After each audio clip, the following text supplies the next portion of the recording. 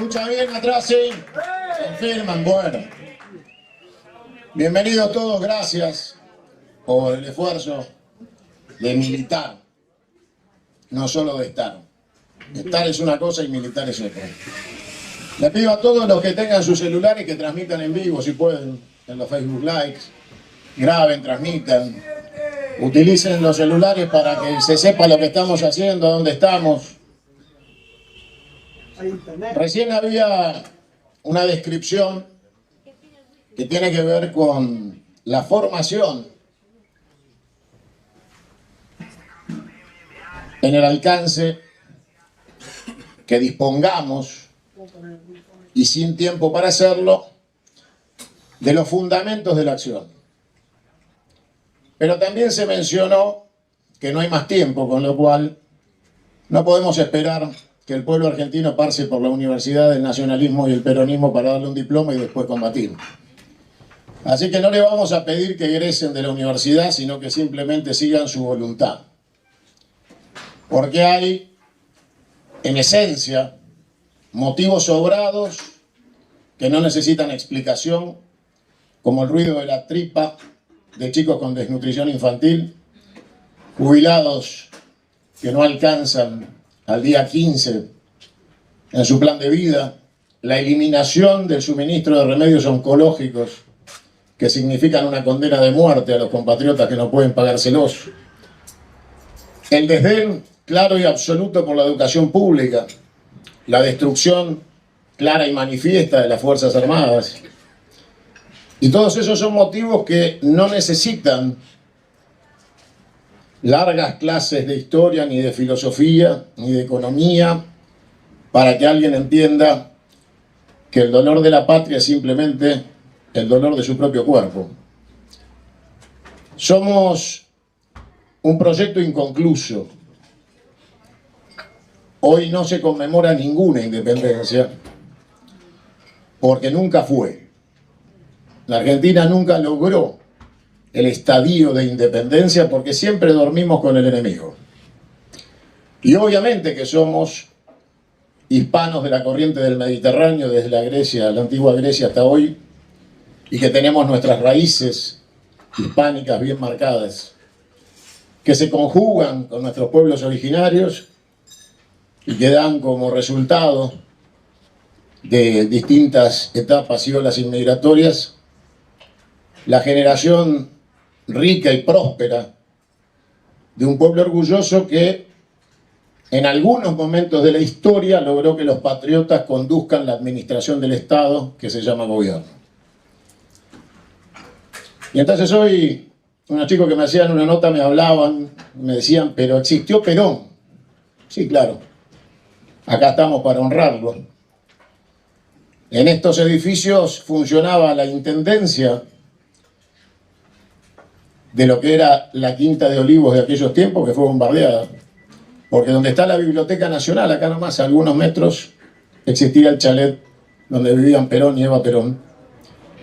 Y esa biblioteca se construyó con odio sobre las ruinas de aquel bombardeo, que no solo fue a la Plaza de Mayo, sino también a este solar, intentando matar a Perón. Y la biblioteca fue erigida en ese lugar bajo el concepto de los criminales de la Revolución Libertadora. No sé si les suena la palabra libertadora, libertad, liberales, ¿no? Y aquellos que fueron a aterrizar a Uruguay tenían escrito en los aviones: Cristo vence. Bombardearon el solar y después hicieron una biblioteca porque decían que donde había alpargatas ahora iba a haber libros. Y entonces construyeron la Biblioteca Nacional, que también tiene una simbología en su estructura arquitectónica, porque los libros están arriba, porque la sabiduría era algo superior, y entonces las columnas soportan los libros en la altura. Todas simbologías delirantes de criminales y asesinos que no toleraron que el pueblo eligiera a sus dirigentes y esos dirigentes construyeran la oportunidad de una patria. Con interrupciones permanentes, golpes de Estado que obviamente traían bajo el poncho la financiación del mundo anglófilo. Se les hizo muy difícil hasta la batalla de Malvinas. Malvinas no fue una guerra, Malvinas fue una batalla en el 82. La guerra sigue su curso. La guerra es la continuidad de la política por otros medios. Cuando se agota la posibilidad de la acción política, la política recurre a otros medios. Esos otros medios son el uso de la violencia. Por eso existe la fuerza de la razón o la razón de la fuerza. Y en esos términos libramos una batalla que trajo como consecuencia el accionar decidido del mundo anglófilo de la destrucción de todos los cimientos de la Argentina del 82 para acá. Ustedes recordarán que Raúl Ricardo Alfonsín nos regaló una promesa básica, elemental y casi torpe. Nos prometió en el 83 que con la democracia se come, se cura y se educa.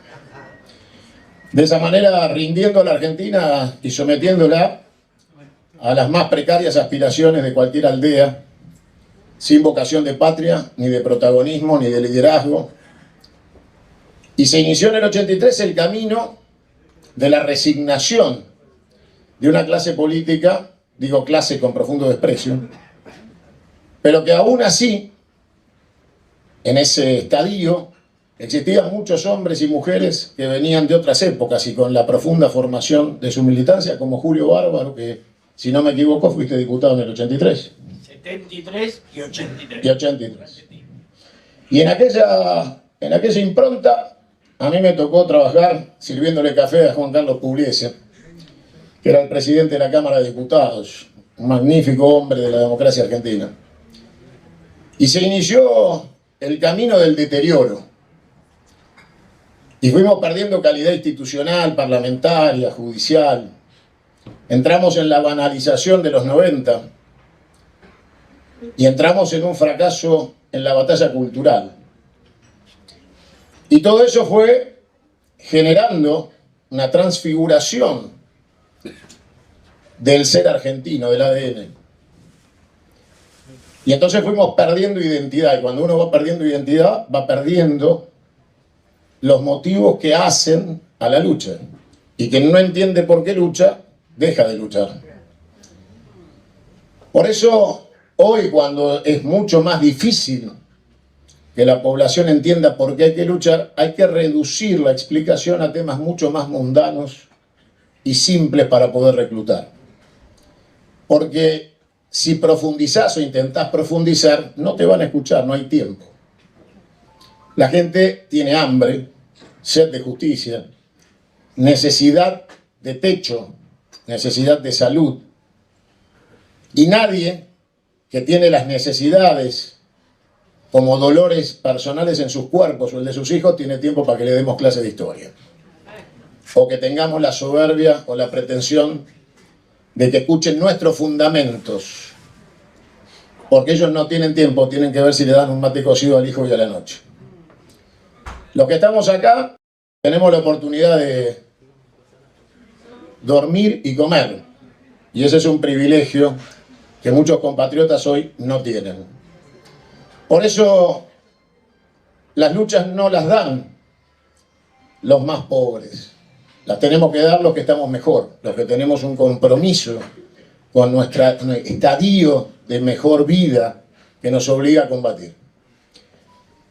Obvio es que el mundo ha cambiado y que estamos en otro escenario y que el teniente general Juan Domingo Perón no sería hoy lo que fue, porque era un hombre preclaro que trabajaba la prospectiva como centro de gravedad de sus políticas y por ese motivo seguramente hoy tendría una visión hacia los próximos 50 años y no 50 años para atrás. Así que lo primero que les pido para honrar a Perón es que dejen de sacar la foto de Perón blanco y negro que tenemos en las paredes, porque era un hombre lleno de colores, que anticipó la batalla por el agua potable, la ecología, trajo la primer planta de soja a la Argentina y dijo que de eso íbamos a vivir y de eso estamos viviendo.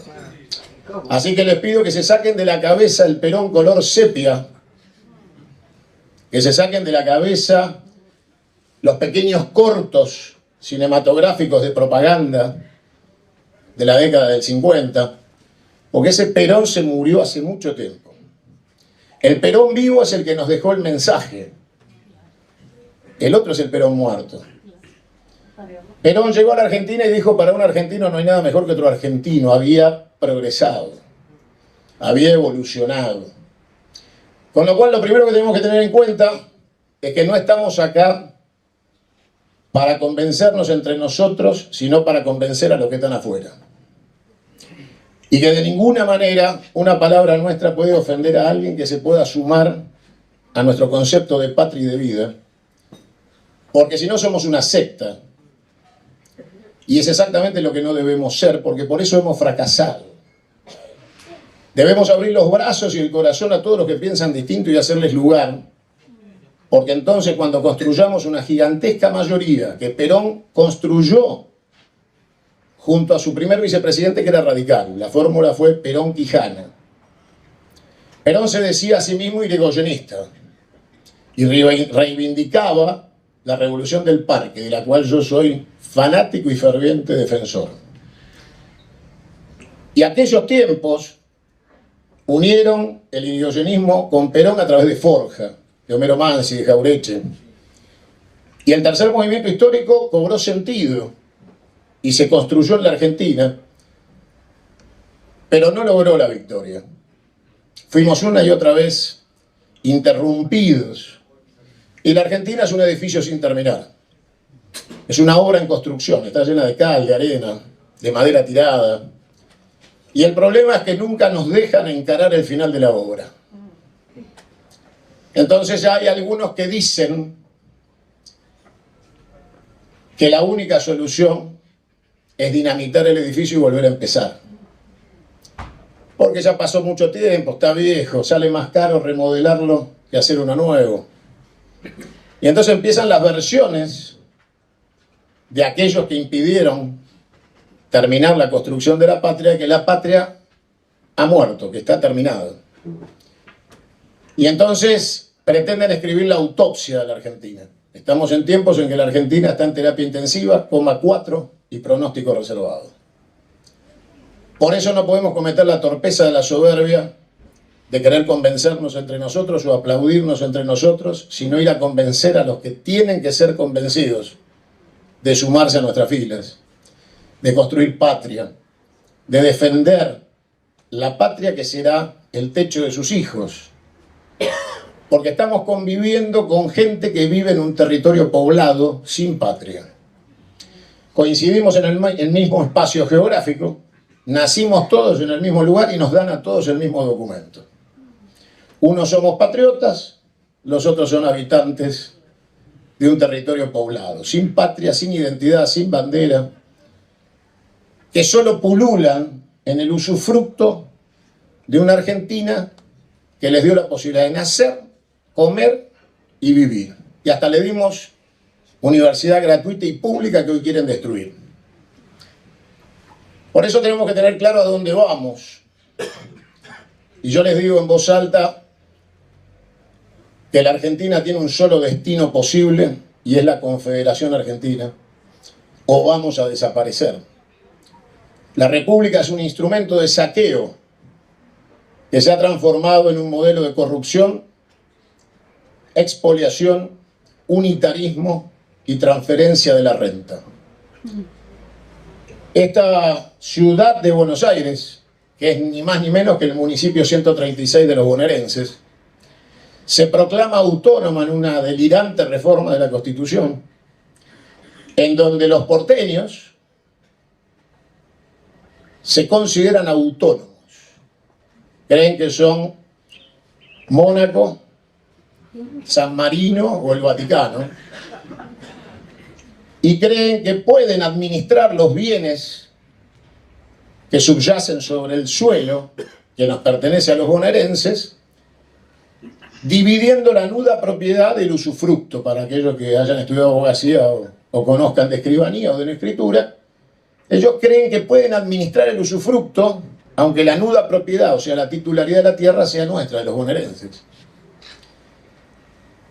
Y en ese modelo loco y desquiciado de unitarismo se han criado gobernadores de provincias más unitarios que los porteños, que vienen a buscar un cheque que se llama coparticipación, lo cortan en pedacitos, le pagan los sueldos a los empleados públicos, que es lo único que saben hacer, y después el resto del tiempo lo dedican a viajar con señoritas en aviones sanitarios de la provincia a destinos caribeños, calurosos y paradisíacos.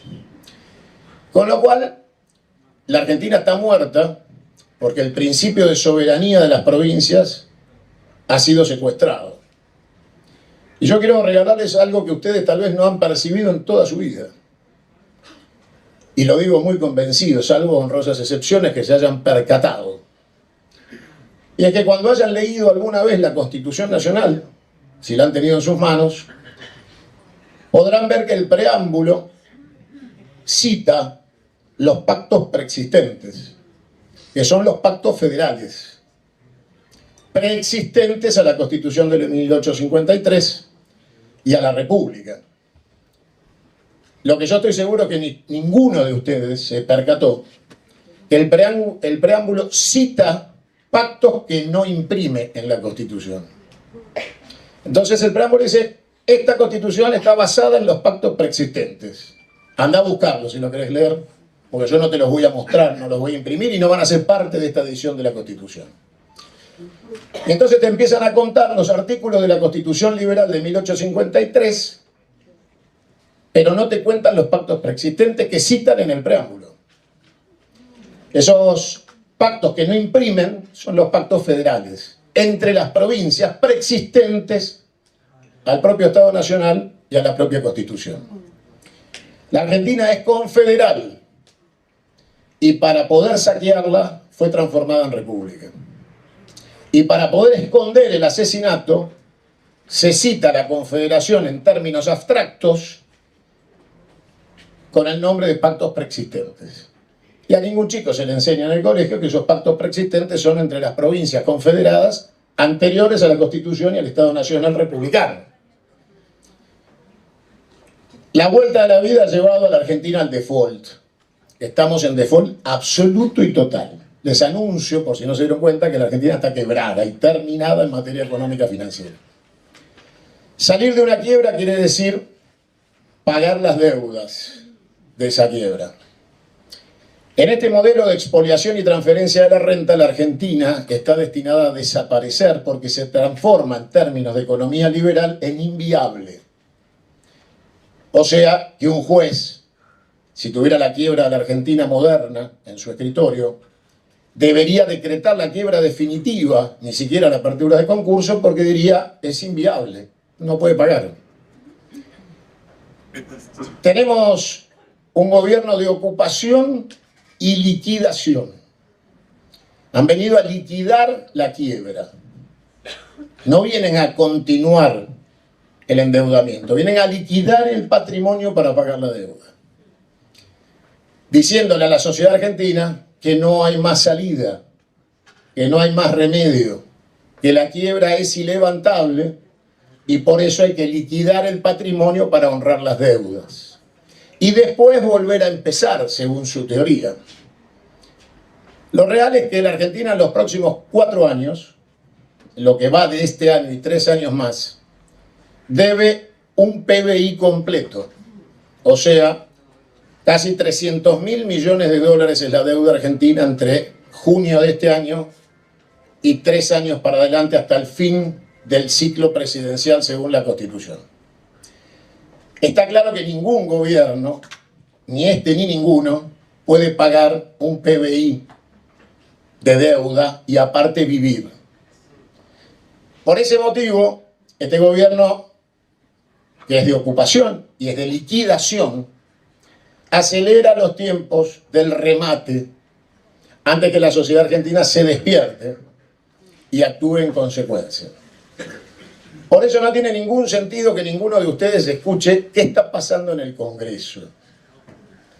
Importa nada lo que pase en el Congreso porque este gobierno está gobernando a través de un DNU que está vigente y que la Corte Suprema de este modelo expoliador, corrupto y ladrón de la República no deroga y deja correr para que el gobierno cumpla aceleradamente la liquidación del patrimonio argentino para el pago de la quiebra antes que abandone la Argentina a su suerte.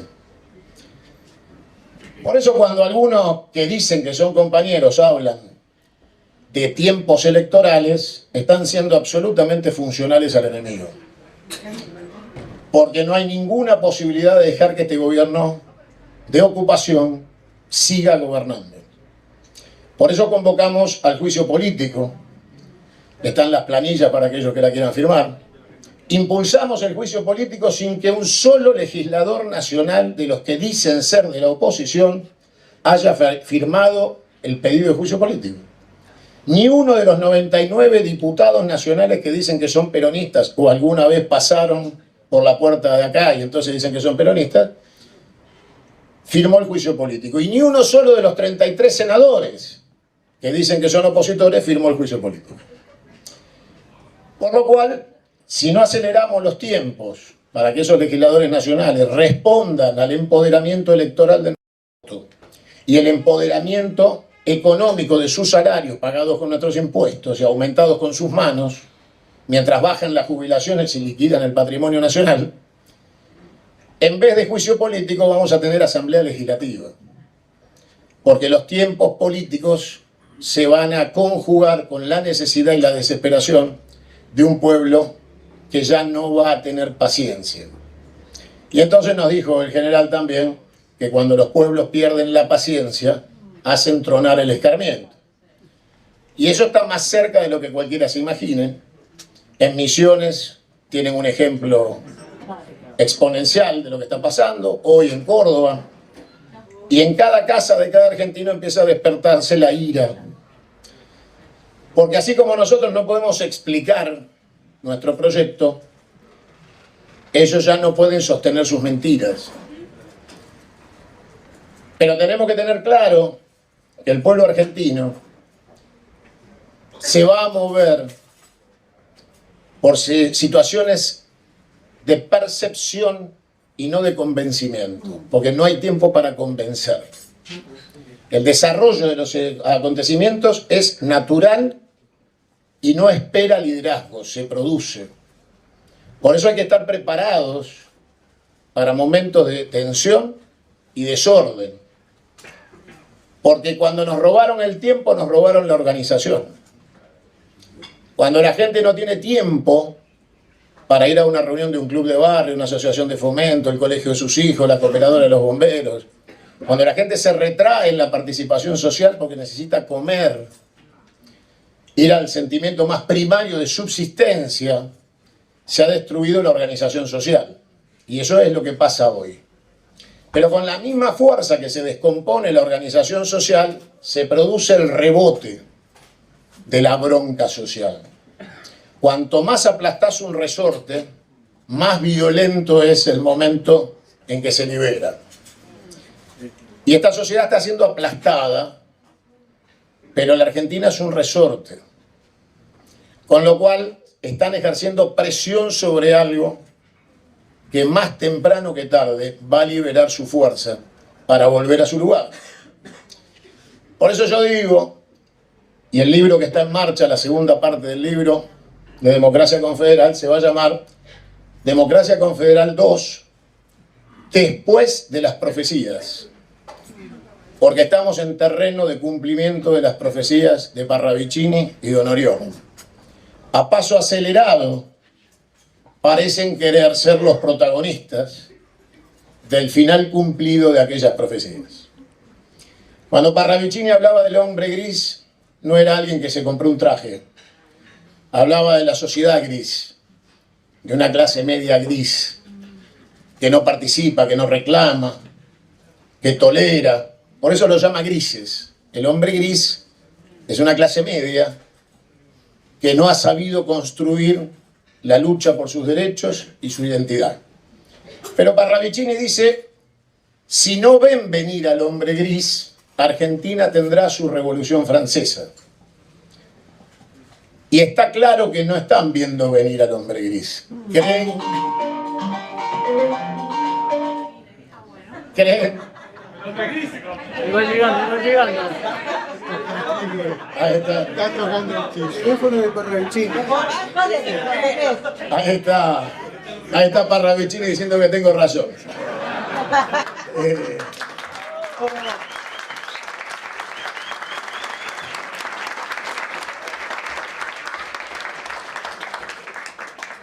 Y ese hombre gris se está despertando. Y estamos mucho más cerca de la Revolución Francesa que de la ley de bases. Yo les quiero hacer recordar que 20 días antes del helicóptero de Fernando de la Rúa,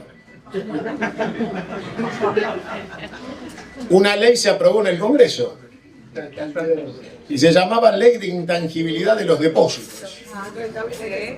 20 días después se quedaban con todos los depósitos.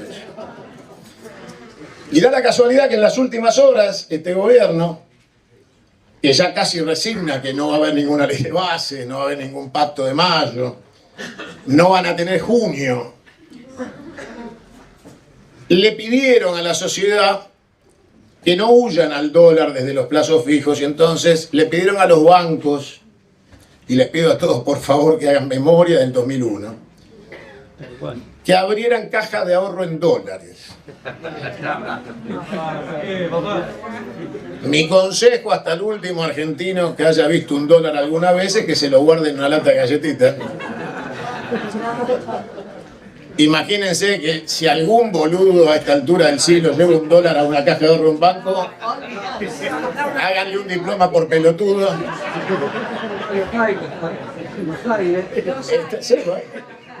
Bienvenidos al tren. Pero el gobierno empieza a pedirle a la gente que lleve sus dólares al banco. Eso quiere decir que aquellas promesas electorales de vamos a conseguir todo el dinero que haga falta, Caputo ya tiene los préstamos otorgados, solo le falta asumir.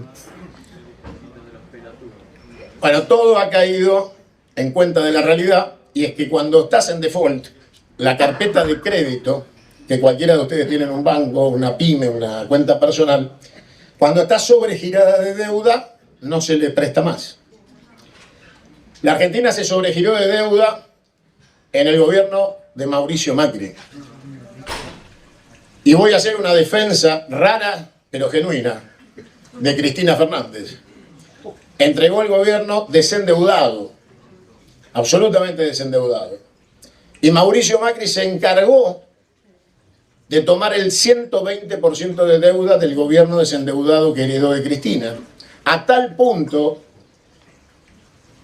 que un cachivache, que recuerdo el nombre, pero no la cara porque es tan bajito que nunca logré verlo, que se llamaba Duhovne, dijo en televisión: recibimos el gobierno desendeudado y lo vamos a endeudar todo. Y lo cumplieron. Está grabado. Y dejaron una Argentina sin ninguna posibilidad de crédito. Cuando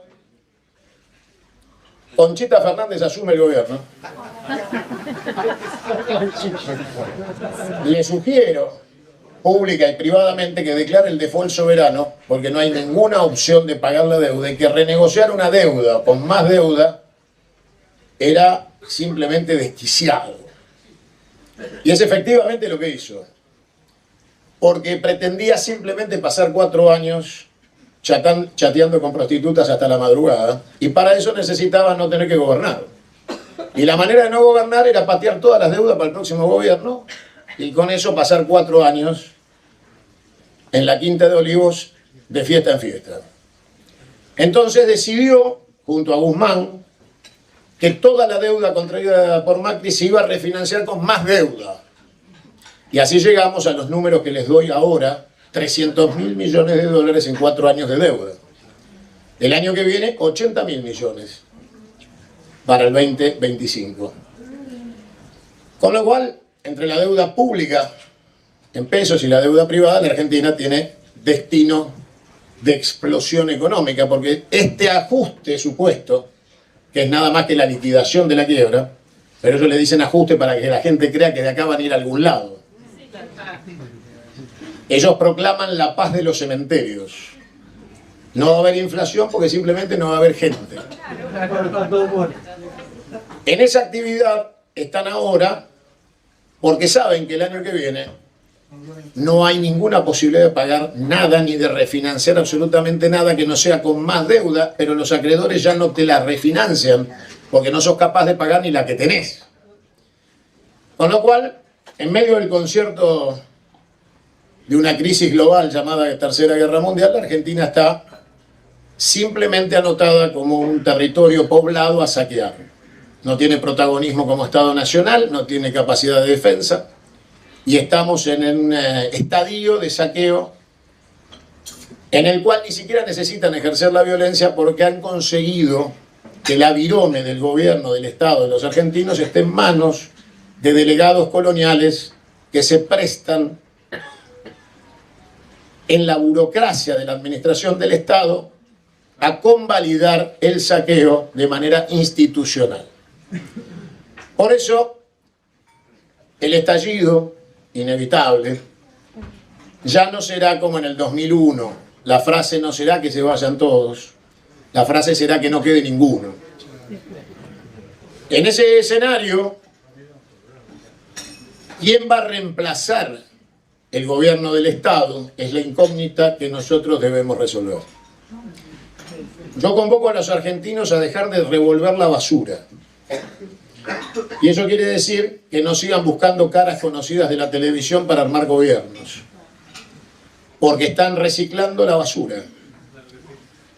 Y lo que necesitamos es que los argentinos bien paridos que están en sus casas ocupen los lugares de conducción del Estado de una manera que se renueve la conducción de la política en Argentina. Y renovar no quiere decir que nuevo es igual a joven. Eso es falso. En política nuevo es el que nunca participó, no importa la edad. Y la Argentina tiene millones de argentinos bien paridos que son nuevos en la política porque nunca pisaron el terreno de la política para asumir responsabilidades. Y que son profesionales, contadores, abogados, o tienen oficios, son carpinteros, verduleros. Vieron que es muy divertido. Mi abuelo era almacenero y ahora le dicen emprendedor.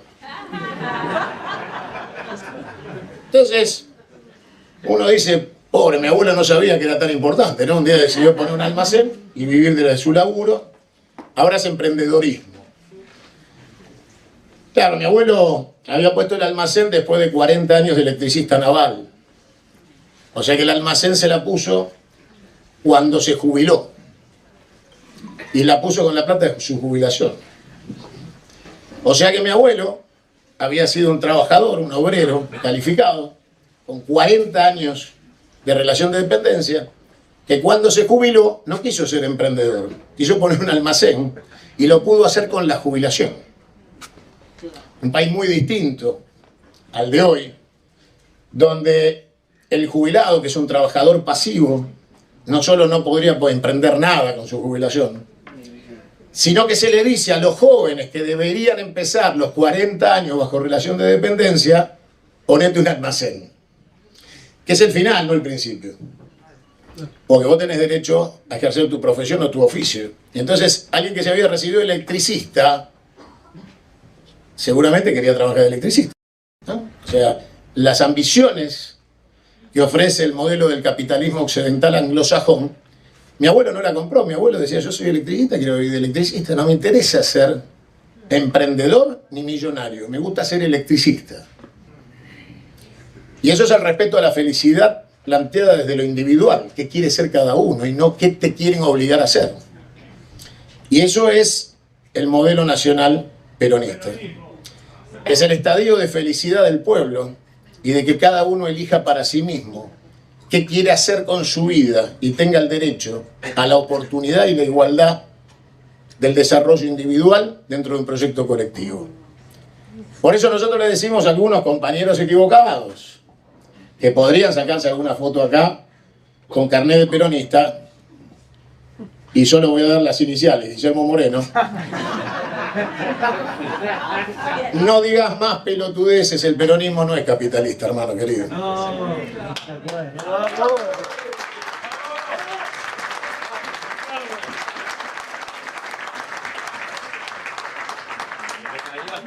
Yo para cualquiera que tenga dudas, todavía me queda un disco de pasta con la marcha peronista donde dice combatiendo el capital.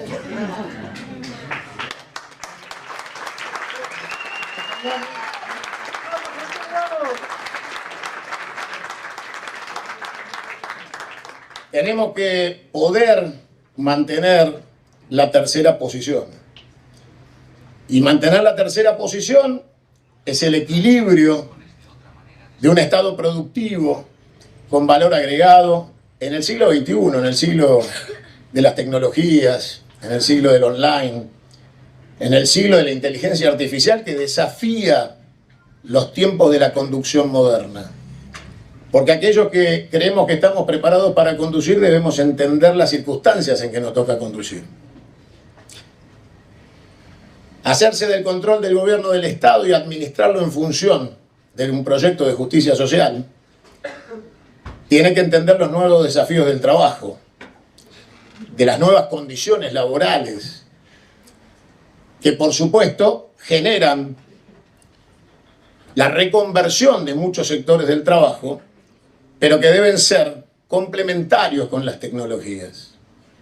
Y ese estadio complementario de las tecnologías es que no se pierda un solo puesto de trabajo de un ser humano por la aplicación de una tecnología. Porque nosotros no buscamos la maximización de la renta, eso le corresponde a los privados. Pero los privados no pueden atentar contra el ser humano por el simple hecho material de la usura del capital que pretende que el dinero haga dinero sin trabajo. Con lo cual el Estado debe obligar al emprendedor privado a que gane todo lo que pueda en una matriz de empleo forzado compatible con las tecnologías. Porque el desafío de la Argentina es exportar más, no achicarle los costos al empresario. Si el empresario quiere hacerse millonario, nosotros estamos felices, siempre y cuando los dólares los vaya a buscar afuera. Eso quiere decir ser competitivo. Y para ser competitivo nos debe demostrar qué va a producir para salir de las fronteras de la Argentina a exportar y traer divisas a la Argentina. El mercado interno, compañero, no va a generarse si no existe un Estado regulador, porque no existe mercado interno sin moneda, y la moneda no existe sin sustento de lo que tienen que o deben ser la planificación de exportaciones y reservas. La diferencia es que nosotros queremos estatizar el comercio exterior. Entonces,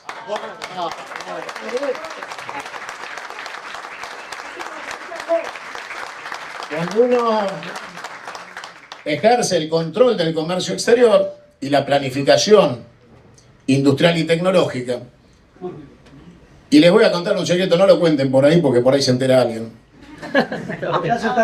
No fue Stalin el que se quedó con las cajas de seguridad, fue Roosevelt. Y nadie le dijo comunista. Y el plan Roosevelt fue financiado con muchos dólares de las cajas de seguridad de los americanos ricos, porque obviamente en Estados Unidos en esa época la caja de seguridad no era de los pobres, ni de los trabajadores americanos, del metal. Y la planificación de crecer en el mercado interno también significa crecer en población. No es únicamente una ecuación en 47 millones de habitantes, de los cuales solo 18 forman parte activa de la economía y de los cuales más de la mitad están en negro. Para recuperar los derechos laborales perdidos y recuperar el mercado, Argentina tiene que abrir los brazos a una gigantesca inmigración 100 millones. y un plan de crecimiento poblacional de natalidad gigantesco, porque necesitamos ser más de 200 millones de habitantes por el territorio, como lo es Brasil, para poder tener un mercado interno y un ejercicio de soberanía con ocupación territorial. Que ya nadie les cuente el cuentito de que la Argentina se defiende con conscriptos porque los toman de pelotudos. La guerra moderna necesita de fuerzas armadas altamente tecnificadas y profesionales que no permiten que un conscripto se cruce en el medio. Por lo cual, también les mienten en el delirio armamentístico de que la Argentina va a ejercer la soberanía de los territorios despoblados únicamente por el ejercicio de la fuerza. Eso es un delirio. Tenemos que tener capacidad de defensa, por supuesto, e incluso nuclear. Pero la única manera de defender la tierra es ocuparla, producirla, sembrarla. Y que cada uno, como dijo Perón, sea capaz de producir por lo menos lo que consume. 200 millones de habitantes es un objetivo. Y cuanto antes mejor. Cuantas más pariciones tengamos, mejor. Y cuanta más población se arrime a la Argentina, mejor. Porque el mercado interno no es una fantasía.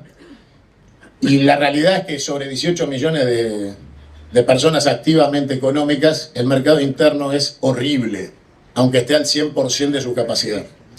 Para tener más aerolíneas argentinas necesitamos más población, para tener más trenes necesitamos más población, para tener más marina mercante necesitamos más población. No alcanza con la decisión política. No alcanza con decir, obviamente, en voz alta, Aerolíneas Argentinas no se vende, las empresas privatizadas deben volver al Estado, eso está todo claro. La pregunta es qué vamos a hacer para poder consolidarlas y que no vuelva a producirse el ciclo de expoliación. Que dentro de una década vuelvan a convencer a los argentinos de que hay que volver a privatizar. Yo les decía en la campaña de gobernador, y por eso le reclamo al compañero Kicillof sus torpezas liberales, que en este momento el gobernador de la provincia de Buenos Aires, si hubiera sido yo, ya hubiera bloqueado la transferencia de los impuestos coparticipables y obviamente no hubiera aumentado un centavo ni de tarifas ni de impuestos a ningún bonaerense. Hubiera recuperado los 10 pesos de transferencia coparticipable y me los hubiera quedado en el Banco Provincia de Buenos Aires y hubiera aliviado a los bonaerenses de la carga fiscal y tarifaria en un momento en que un gobierno asesino y criminal de ocupación está destrozando el patrimonio de los trabajadores argentinos y de aquellos que se autoperciben clase media y ya no lo son hace mucho tiempo.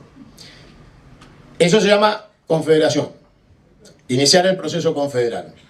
Salir de la República y de sus 3 poderes griegos, que son nada más que hoy la base de corrupción y expoliación y transferencia de renta, ir a un modelo confederal devolviéndole el poder absoluto a las provincias y los municipios, la devolución del cobro de impuestos, la devolución de los derechos de aduana, e ir a un modelo de elección indirecta de presidente que lo elijan las provincias en igualdad de votos frente al colegio electoral. Yo propongo en la reforma que el presidente pueda ser removido durante su mandato porque el colegio electoral debe pasar a cuarto intermedio después de elegirlo y tener la potestad de autoconvocarse para destituir al presidente cuando lo considere necesario, por mayorías especiales de los representantes de las provincias. La eliminación del Senado, que es una rémora monárquica, esto de que las provincias tienen que mandar un senador para negociar con el Poder Ejecutivo como si fuera un rey. O que el presidente tenga derecho a veto de las leyes o indulto de los condenados. Bueno, todo eso son rémoras de monarquías y si hay algo que los argentinos no somos, es monárquicos. Todo esto implica, como les dije, que tal vez sea muy difícil que le expliquemos todo esto a los argentinos antes que las cosas pasen. Las debemos repetir. El libro, la segunda parte del libro va a completar la del primero que se agotó. Vamos a intentar subirlo de manera digital, de lectura digital en los próximos días, para que el nuevo libro impreso físico, que es el 2, pueda ocupar el lugar en librerías y kioscos para la compra. Y la difusión de la segunda parte, que es después de las profecías, es cómo hacemos para gobernar la Argentina. Porque el desafío es la gobernabilidad, no la explosión. Yo jamás los convocaría a una lucha que solo tuviera por objetivo destruir. Yo los convoco a la Argentina del amor y de la construcción.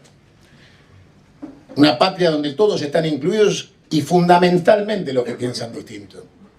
Porque la garantía debe ser para todos el derecho a pensar. Pero hay un límite al derecho a pensar, que es el derecho a hacer que nadie piense cómo destruir la Argentina. Porque ahí se traza la línea del enemigo. Amigos y enemigos.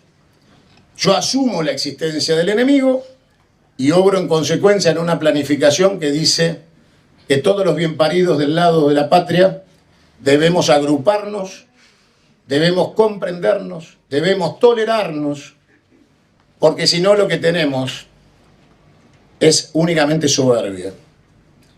Yo le pido a todos los compañeros que creen que están para conducir, que pongan una urna el domingo y que nos ganen. Si se animan, la solución de la unidad es la urna. Esa unidad de la que todos hablan pero nadie quiere, porque hablan de unidad proclamando el liderazgo virtual de X persona que tiene el derecho a ordenar y armar las estructuras partidarias y electorales a su solo saber y entender. Para nosotros, el único que tenía derecho a conducirnos de esa manera está muerto. Con lo cual, a partir de esa instancia, y como en el balcón dijo mi único heredero es el pueblo, no nombró a ningún pelotudo de los que estaba en el balcón,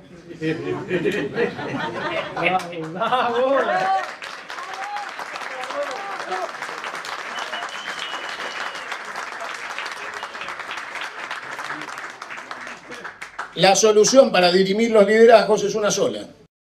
Un domingo tempranito se abren las urnas, a las 6 de la tarde contamos los votos.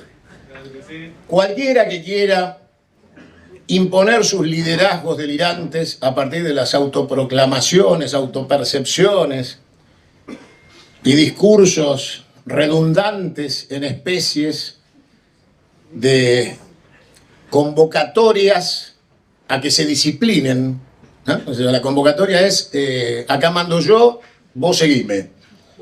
Bueno, el último que hizo eso se llamó Carlos Menem, ¿no? El último dijo síganme, nos llevó a la revolución noventista. Con lo cual acá no hay que seguir a nadie, que tenemos que estar todos juntos y dirimir las diferencias de manera electoral. Hay que persuadir y enamorar, convencer, pero él nos dijo obviamente que conducir no era mandar. Con lo cual no tiene que ver el rango con el mando. El mando es el empoderamiento de los subordinados a quien los conduce. No es quien tiene el rango el que manda.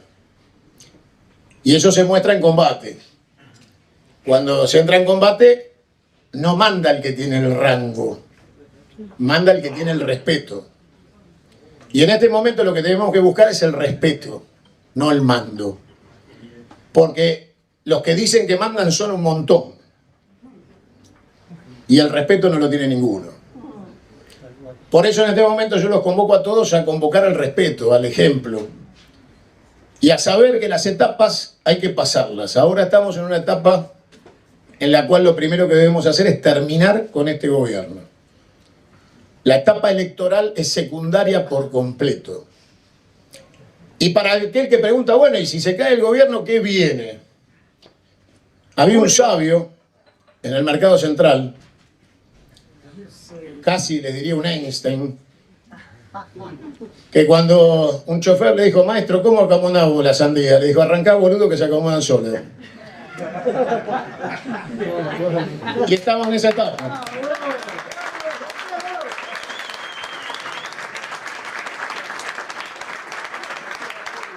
Esta no es una etapa para excusas ni explicaciones, es una etapa de acción.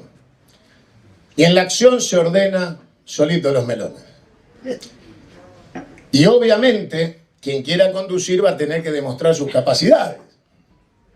Porque hay un montón de gente que quiere mandar hasta que el enemigo pregunta ¿quién es el que manda acá? ¿Eh? Y hay un montón de generales que se empiezan a sacar la charretera.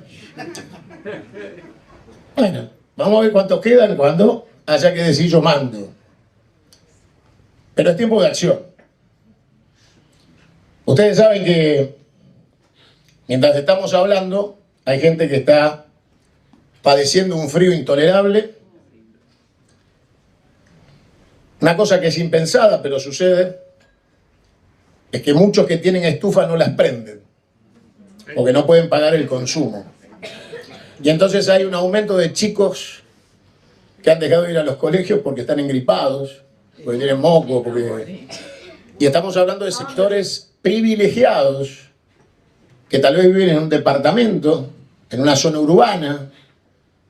y padecen el frío porque no pueden sostener el consumo. Imagínense los que no tienen ni el departamento, ni la estufa, ni la opción de no prenderla porque simplemente están en una zona poblacionalmente marginal desde el urbano y conviven con el frío de la tierra y el techo de la chapa.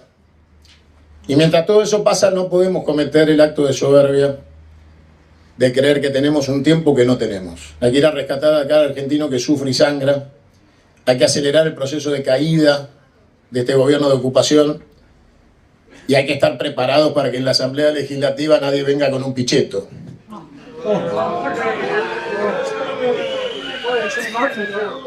Por eso, la acción es resistir, insistir y persistir. En el diálogo individual, en el diálogo corporativo con aquellos que tienen representación, hablándole a los honestos militantes sindicales y no a los travestis que andan negociando la dignidad de los trabajadores, los despidos y aumentos del 9% que firman como si hubieran recuperado las Islas Malvinas. Son muy pocos, Yo los convoco a eso, a que esta reunión y las que hagamos sean de despliegue, no sean únicamente un monólogo de nuestra parte, sino un diálogo permanente, que ustedes activen el diálogo, que transfieran, que militen los principios y que desarticulen la mentira mediática analógica que quiere contar que hay un gobierno que conduce exitoso y que esto recién empieza. Esto ya se ha terminado. Lo que tenemos que hacer es nuestro trabajo, nuestra parte, que es activar la individualidad de un proyecto colectivo. No hay manera de que esto salga si nosotros nos presumimos indispensables o únicos en esta tarea. Necesitamos convocar a todos, absolutamente a todos. Gremios, centros de estudiantes, trabajadores de todas las especies, autónomos, y plantearnos una sola tarea: terminar con este gobierno. Después se abrirá la disputa por el poder. Después se prenderá y se encenderán los mecanismos de la democracia para volver a elegir y decidir entre todos los argentinos. Nosotros vamos a estar proponiéndole a los argentinos, la Confederación, la salida de este modelo de expoliación y transferencia de la renta, de esta vergüenza de sometimiento voluntario a la colonia. Y por eso yo, cuando escuché que el infradotado psiquiátrico le contestaba a un trabajador que si no llegas a fin de mes ya te hubieras muerto, me permito decirle a este esquizofrénico que muchas veces el cuerpo no pide comida, pide venganza. Así que le sugeriría que vaya tratando de cerrar la etapa y salir corriendo, porque hay un pueblo que no come pero tiene dignidad y va a llegar a fin de mes solo para cumplir las profecías. A nosotros nos toca devolverle el plato de comida a cada argentino y su dignidad. Les agradezco infinitamente que estén acá, pero les pido que ustedes sean quienes tomen la palabra en su casa, en su trabajo, en su lugar, y les digan que existe un proyecto, un camino, una salida, que no es más la del ajuste con promesas de futuro. Díganles que hay presente, y que porque hay presente, habrá futuro. Y el resto es únicamente más de lo mismo: más entrega, más traición, más república, más expoliación y más transferencia de la renta. Ponerse de pie y dar la batalla del buen combate. Y esa batalla del buen combate se llama, sin lugar a dudas, patria y peronismo. Gracias a todos.